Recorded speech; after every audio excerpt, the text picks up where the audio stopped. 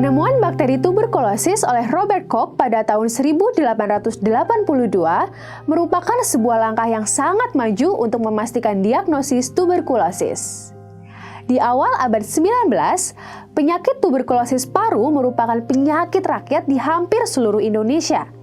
Penanggulangan penyakit paru, khususnya tuberkulosis paru, menjadi penting. Inilah tuberkulosis dalam angka.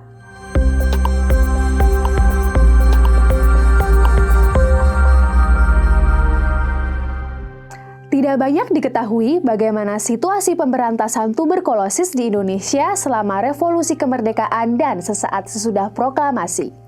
Satu yang kita ketahui adalah Jenderal Sudirman merupakan seorang penderita TB paru dan wafat pada tahun 1950 karena penyakit ini.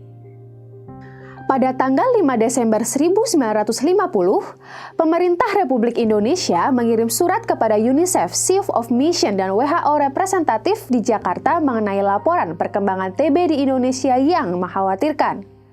Dalam perundingan antara pemerintah RI, WHO, dan UNICEF, dicapai persetujuan berupa dibukanya dua pilot project bantuan WHO dan UNICEF dalam bulan Oktober 1952.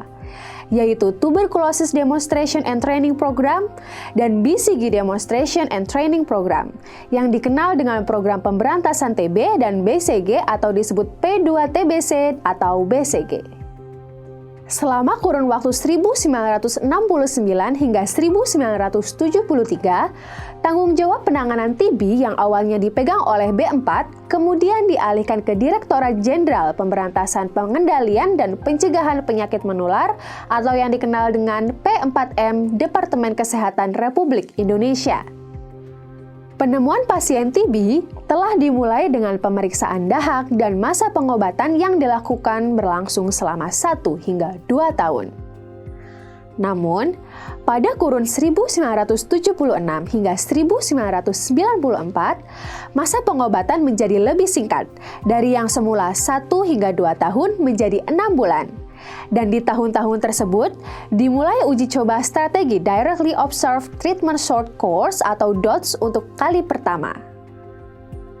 Pada tahun 2015, pemerintah resmi menerbitkan Rencana Pembangunan Jangka Menengah Nasional atau RPJMN tahun 2015 hingga 2019 melalui Peraturan Presiden Nomor 2 tahun 2015 yang salah satu targetnya adalah eliminasi TB.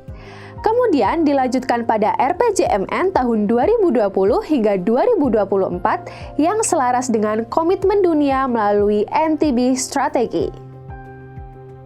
Sebagai tindak lanjut dari NTB Strategi, pemerintah telah menyusun Strategi Nasional Penanggulangan TB, dilanjutkan dengan diterbitkannya Peraturan Presiden Nomor 67 Tahun 2021 yang berisi beberapa poin utama dalam eliminasi TB. Yaitu penguatan kepemimpinan program berbasis kabupaten kota, peningkatan layanan akses TB bermutu, pengendalian faktor resiko, penguatan kemitraan, peningkatan kemandirian masyarakat dan penguatan sistem kesehatan, dan informasi strategis dan manajemen. Saat ini, TB masih menjadi masalah kesehatan masyarakat yang utama. Oleh karena itu, diperlukan strategi gabungan yang didasarkan pada perbaikan pengobatan, instrumen diagnostik, dan strategi pencegahan untuk memberantas Mycobacterium tuberculosis tahun 2050.